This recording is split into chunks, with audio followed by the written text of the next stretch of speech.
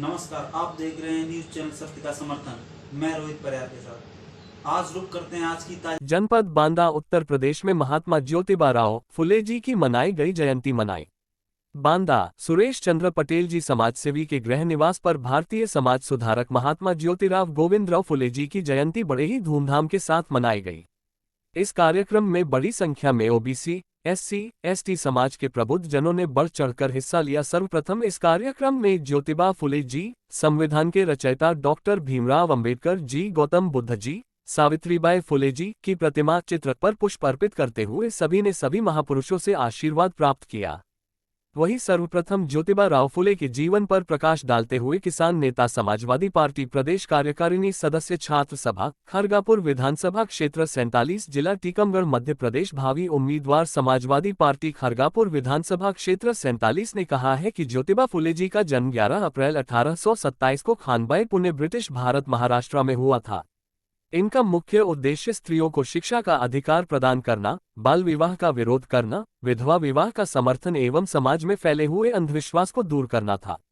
11वीं सदी में स्त्रियों को शिक्षा नहीं दी जाती थी, परंतु उन्होंने कन्याओं की शिक्षा के लिए पहली पाठशाला पुणे में बनाई थी। इन्होंने मन में ठान लिया था कि अब वह समाज में क्रांति लाकर ही रहेंगे। उन्होंने अपनी पत्नी सावित्रीबाई फुले जी को शिक्षा स्वयं प्रदान की एवं सावित्रीबाई फुले हमारे भारत देश की प्रथम महिला अध्यापिका के रूप में नियुक्त हुई।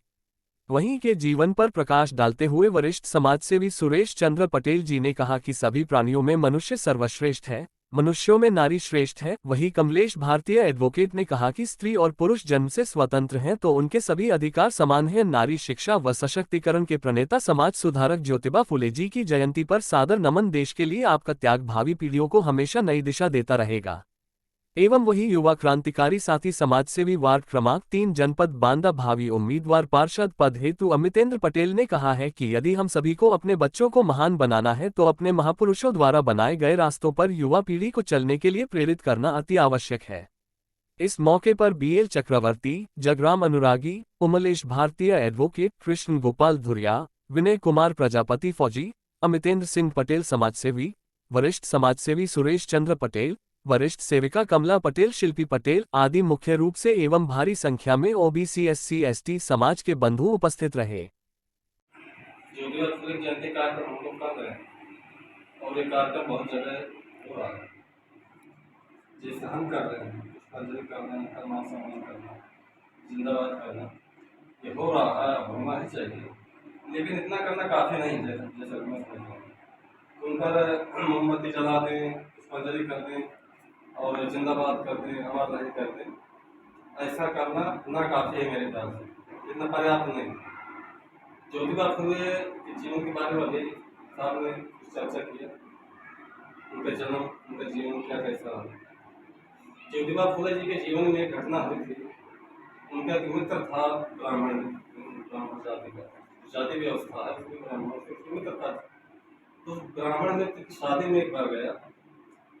ज्योतिबा फुले तो नौजवान थे, शादी में गए और वहाँ जब लोगों ने देखा, ब्राह्मण जाति की बारात थी, वो सारे वही लोग थे, इनको देखा और सारे कार्यक्रम में भूला मिला हुआ था। तो उन लोगों ने देखा कि ये आदमी तो ब्राह्मण नहीं तो शूद्र वर्ण का। तो उन लोगों ने इसको बेइज्जत किया, भरी बारात से लोगों के बीच से अपमानित करके इनको वहाँ से बाहर निकाल दिया, धक्के मार करके। इनको अपमान महसूस हुआ, बेइज्जती महसूस हुई। ये आकर के अपने लोगों के बीच में इसी तरह आके बताया और बताते बताते कोरोना आ गया, रोने लगे मेरे साथ ऐसा व्यवहार हुआ। और ऐसा क्यों फील हुआ उन्हें कि वो भी उस ब्राह्मण व्यक्ति से कम पैसे वाला धनवान आदमी नहीं थे, उससे कम नहीं थे। ये भी उस समय के मान्य जमींदारों में से थे और संपन्न थे, पढ़े लिखे भी थे। तो इनको ये लगा कि इनसे मैं किसी भी तरह से कम नहीं हूँ, आखिर ये व्यवहार मेरे साथ हुआ करता। ऐसा सोचा, उनको रोना है। तो जो इनके और साथी थे, समाज के जो लोग थे, उनको हंस लिया ऊपर, ये आदमी रो रहा है, मतलब धक्के मार के निकालना उनके लिए छोटी बात लगी कि इतनी सी बात में क्यों रो रहा है। और लाठी मारी जाती, मारपीट की जाती, चोंचे आती तो रोते तो मानी जाती कि हाँ रोने लायक मामला। लेकिन इनके व्यवहार रोना देख करके उनको हंस गया। तो इनको फुले जी को कष्ट हुआ कि मेरे लोगों को इतनी भी समझ नहीं है कि मान अपमान होता क्या है। उनको ये समझ नहीं है कि बेइज्जती भी कुछ होती है, क्या होती है तो इतना पता नहीं। तो इन्होंने सोचा कि अगर पढ़े लिखे कुछ होते, शिक्षित होते तो पता होता, तब इनके अंदर भावना पैदा हो कि मैं अभी प्रतिज्ञा करता हूँ कि मैं अपने लोगों को जो शिक्षा के अधिकार से कई हजार साल से वंचित करके रखे गए उनको पढ़ाने का काम करना है। तो इन लोगों ने कई विद्यालय खोले, लोगों को पढ़ाना शुरू किया। इन्होंने ये भी सोचा कि महिलाओं की शिक्षा भी जरूरी है, क्योंकि वो भी शिक्षा से वंचित थे, उनको भी पढ़ने का अधिकार नहीं था। और शूद्र तो शूद्र, ब्राह्मण जाति की महिलाएं जो होती थी वो भी पढ़ने के अधिकार से वो भी वंचित थी। तो उन्होंने पढ़ाने का अभियान चलाया। महिलाओं को कौन पढ़ाए समस्या थी, तो अपनी पत्नी माता सावित्रीबाई फुले को शिक्षित किया। फिर उन्होंने पढ़ाना शुरू किया। उस पढ़ाई के अभियान में बहुत सारे मान अपमान भी झेले लोगों ने। सावित्रीबाई फुले के ऊपर तो कीचड़ फेंके गए, बहुत सारी चीजें जो व्यवहार हुआ और वो सारी कठिनाइयां सारे संघर्ष झेलते हुए लोग अपने अभियान में लगातार डटे रहे। इनको घर से निकाला गया, ब्राह्मणों ने विरोध किया कि ये जो कर रहा है शिक्षा अभियान चला रहा है, लोगों को पढ़ाने का काम कर रहा है, ये गलत है, धर्म के खिलाफ है, व्यवस्था के खिलाफ, ऐसा नहीं होना चाहिए, पाप कर रहा है। ऐसा लोगों ने कहा। या तो बोले इसको पढ़ाई जो कर रहे हैं करा रहे हैं इसको पाबंदी लगाओ, या तो इनको घर से निकाल। तो इसके माँ बाप ने इनको घर से निकाल दिया। घर से निकल गए, लेकिन इन्होंने ये प्रतिज्ञा की कि हम जो शुरू किया काम हम बंद नहीं करेंगे, घर से निकलना पसंद किया। तो हमारे आजकल जो लोगों को मुस्लिम विरोध बहुत सारा बताया जाता है आज के समय पर, तो मैं बता दूं कि इतिहास की जो घटना है कि जब ये घर से निकल गया तो इनको पढ़ाने के लिए और ठहरने के लिए कोई जगह नहीं दे रहा था। तब फातिमा शेख नाम की महिला ने इनको जगह दी थी कि ठहरो, जो तुम काम कर रहे हो सही कर रहे हो, हम जगह देते हैं आप लोगों को, आप यहाँ पढ़ाओ।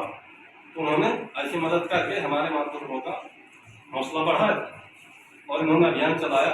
1848 से लोगों ने काम करना शुरू किया था, जब गांधी पैदा भी नहीं हुए थे। हमें जो आजकल पढ़ाया गया कि आज़ादी का आंदोलन गांधी ने चलाया और आज़ाद चला, तो सच ये है कि हमारी आज़ादी का आंदोलन ज्योतिबा फुले गांधी जी के पैदा होने के पहले शुरू कर चुके थे। जो हमारी आज़ादी का आंदोलन था, जो आज़ादी का आंदोलन जिसे कहा गया, आज़ादी का आंदोलन सही मायने में आज़ादी का आंदोलन नहीं था। बहुत सारे लोग जो चर्चा करते रहते हैं बाबा साहब के नाम पर, ज्योतिबा फुले के नाम पर, छत्रपति साहू जी महाराज के नाम पर और तमाम देश के वंचित पिछड़े तबके में जो पैदा हुए महापुरुष हैं उनका नाम ले लेकर के कहते रहते हैं कि बाबा तेरा मिशन पूरा हम सब मिलकर करेंगे पूरा। और बहुत सारा जो हमने सुना देखा, मेरी जो समझ में आया कि बहुत सारे लोग ऐसे जो बोलने वाले हैं उनको ये भी पता नहीं होता कि आखिर महापुरुषों का मिशन क्या था, कौन सा ऐसा मिशन था जो पूरा नहीं हुआ या हुआ।